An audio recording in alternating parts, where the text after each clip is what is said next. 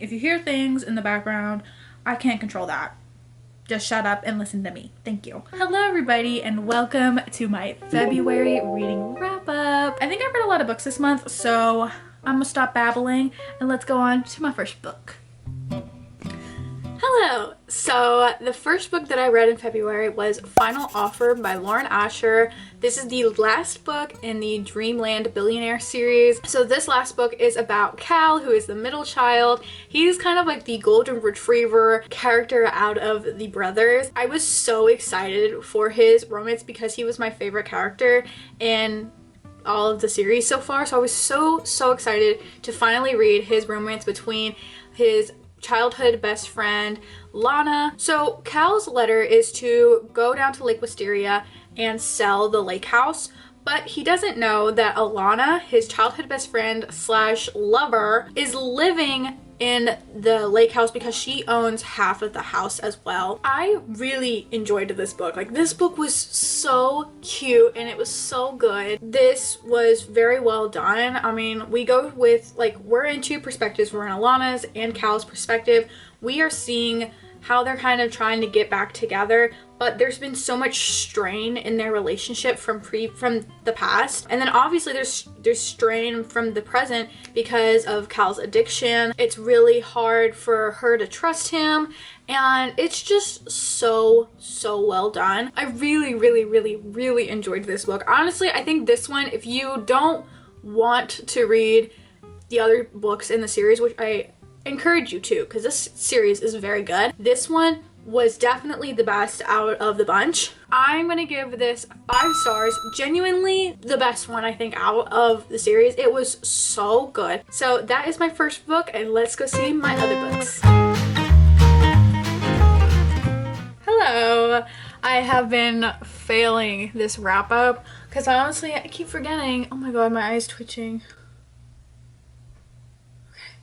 I keep forgetting to film after I finish reading things, so I'm sorry about that. The first book I have is 7 Days in June by Tia Williams. This is about our two main characters, Eva and Shane, and they are authors that have known each other since high school, and they have this kind of like whirlwind romance when they were kids. Something happened for them to kind of like not speak to each other for a really long time, and then in the present they have recently been connected. I've heard so many good things about 7 Days in June, and so I was having high expectations and it exceeded every single expectations. This was the most beautiful second chance romance. Honestly, I am not a huge second chance romance kind of gal because in my opinion, most of the times when couples break up or something, it's like somebody did the other person so dirty, and it's like it feels unforgivable for them to get back together with the other person, if that makes sense. The whole like problem with this one, I felt like it was justifiable for them to get back together in the future one day. This one's not as bad as like some of them I've read. I'm like, that is unforgivable, but like this one, it was just like kind of like a miscommunication kind of thing. I really liked this one. I love this relationship. It feels like soulmates. Like, these characters are meant to be together. They go through so much together, and at the end of the day, they are meant to be together. The only thing I don't love about this book and why it's not like 5 stars for me is because of the third person narrative. I don't mind third person narratives. The reason why this one was just kind of weird to me was that this third person narrative told the point of views and perspectives of like a lot of people as well as the two main characters, and then it also did flashbacks, and it was just, to me, it kind of felt like not all over the place, but it felt like sometimes it took me a while to figure out who's like whose head are we in, or who are we watching at this moment. Plus, I was listening to this book, I wasn't reading this one, so I think also having that audio aspect of not being able to see who are we following kind of like confused me. I'm like, where are we? I think The romance is just so good. It felt very realistic. It felt like these problems were very realistic. The communication and everything felt so like a real relationship. I gave this book 4.5 stars. This is so good. One of the best second chance romance books I've ever read. Felt like these characters are meant to be together forever and ever and ever and ever. So next I've read Honey and Spice by Baloo Babaloa. I hope I'm saying that correctly. This is about a girl named Kiki, and she is in college and she has this like feminist podcast. One night she's like at this club, and well, actually she technically meets him in like a different spot, but let's just pretend this is like their formal introduction. Kiki runs into this guy that she has never seen before, and he is just so cute and he's so hot, and she's like, I've never seen you before and I know everybody here and I ain't never seen you before. And his name is Malachi. He's like a player, but like an unintentional player, but also he is a player. I don't know, the way they describe it is a little confusing because he's like a respectful player.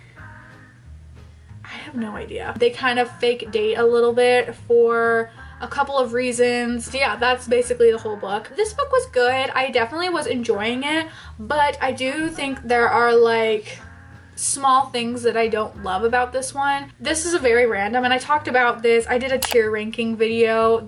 In that tier ranking video, I kind of explained that this book was kind of weird in the sense of the narrative. This book is set in England, but it doesn't feel like it's set in England. It feels very American, if that makes sense. The way they talk and the way that it's set up, it doesn't feel like you're in England for some reason, which is such a tiny little minute detail, which I honestly didn't really hinder anything, but it is kind of weird. I was like, I don't feel like I'm in England for some reason.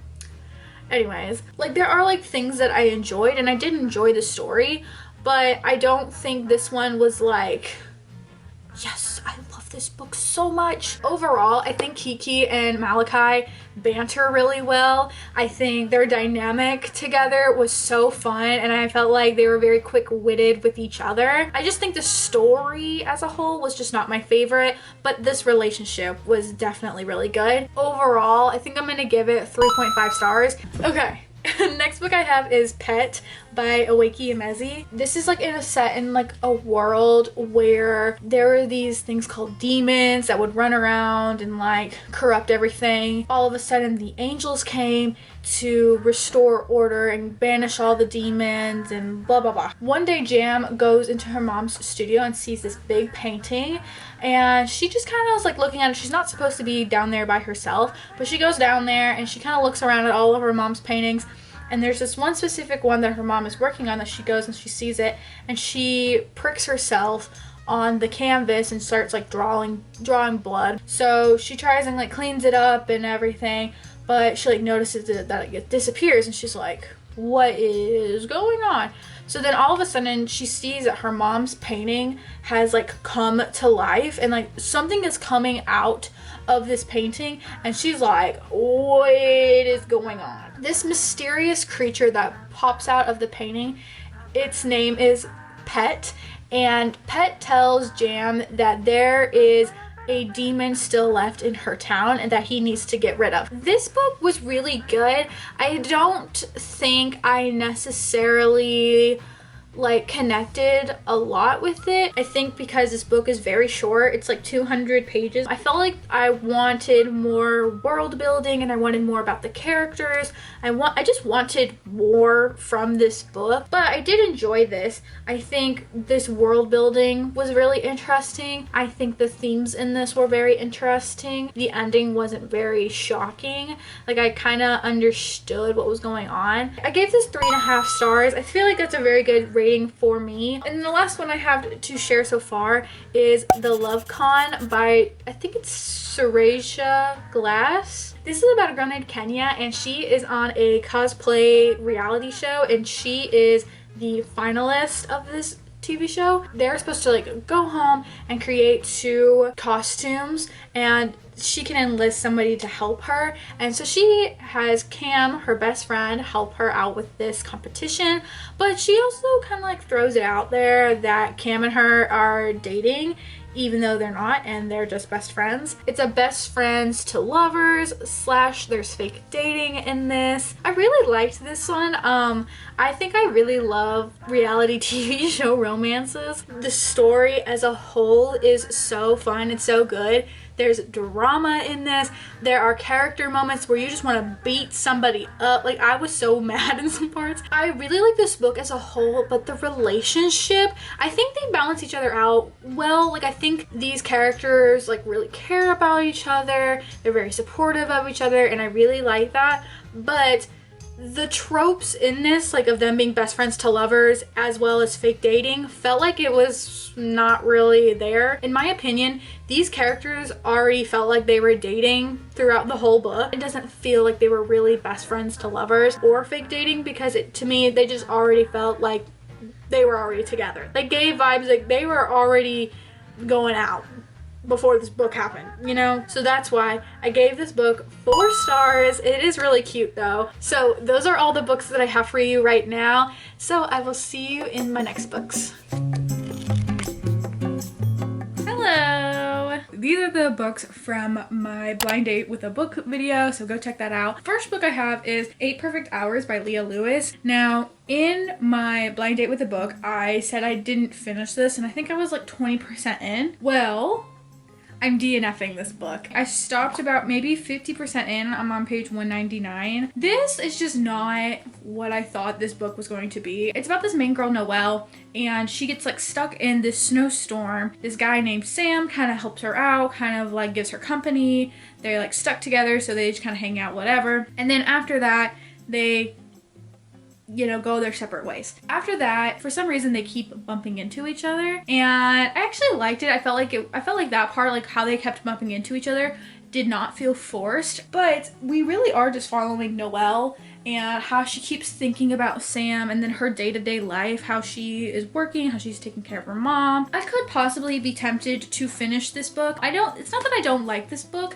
I actually like it. Like I said, a lot of the things in here I felt that were very realistic and real, but it's not very romance heavy as I had thought. It's just kind of okay for now, but yeah, I did DNF this book. The next book I have is The Deep by Rivers Solemn. So this book is about like this colony of mermaids that have started because African women slaves were thrown overboard from slavers to die, and they were pregnant, and the sea kind of like turned their babies into these mermaids to help them survive. This colony has decided that only one person will remember everything that has happened in their past, because they believe it's too traumatic for a lot of people to know, or a lot of these people to know. So we are following this girl named Yetu, who is the historian at this time. But the thing is, she does not want to be the historian. She does not want to be the one to remember everything. She doesn't want to feel all the things that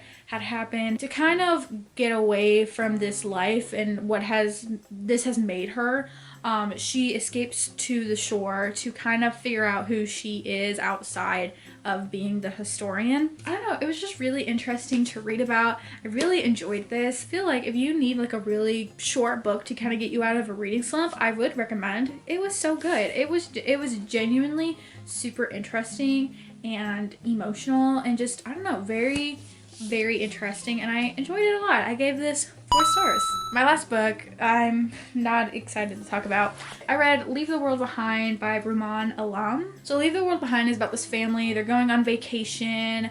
They are going out into the country. They're chilling, okay? They're hanging out. They're doing stuff. Until one day, the couple that owns the Airbnb that they're staying at has come to be like, hey, there's a blackout in New York. We didn't know where to go. Hope this is okay with you. That is basically the entire book.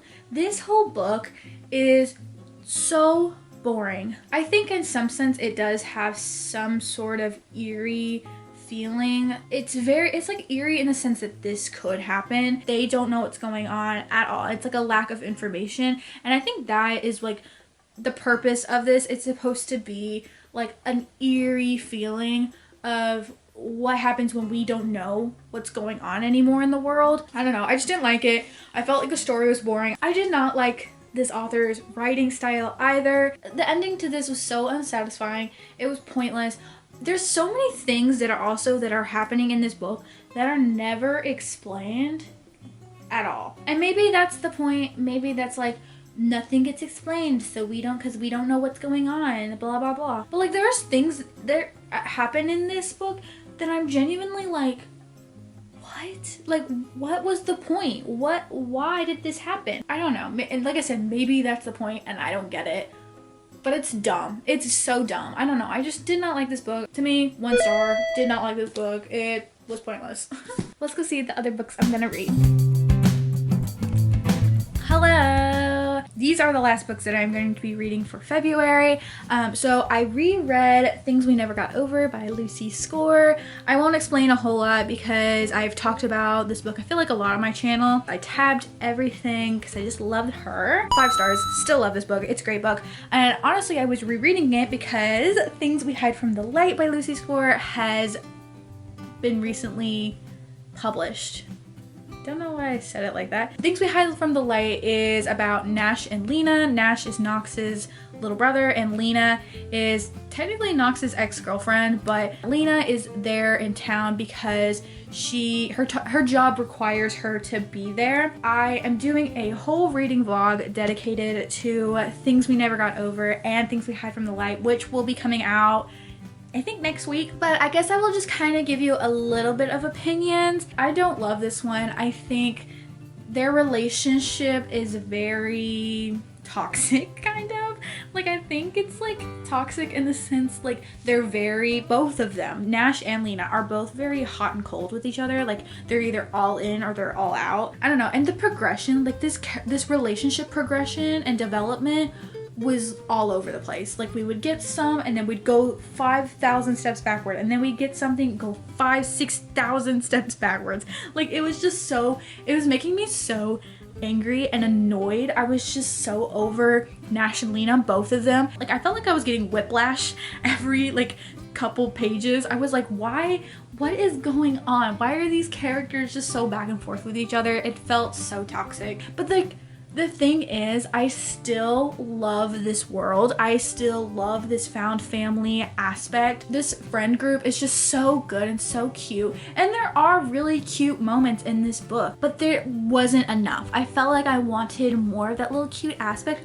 Nothing of that. This book is definitely insta-lovey and it's definitely lusty, which I don't necessarily mind a lusty like book, but you have to back it up to why are these two characters together besides sex. I felt like I never got that reasoning. I felt like these characters really only got together because they had a sexual connection, and that was it. Unfortunately, it really pains me, but I'm giving it 2 stars. I was really kind of going back and forth because I was like, okay, maybe I'm gonna give it 3 stars, not 2 stars, because there are like a lot of parts I do like, but like I feel like there's more bad in this book than good. It pains me to say that because I absolutely love this book, but I just did not like this romance at all. There was nothing justifiable in this romance for me. I just hated it. Those are all the books I'm going to be reading for February because this is literally the last day of February. Thank you so much for watching my February reading wrap up, and I will see you guys all in the next video.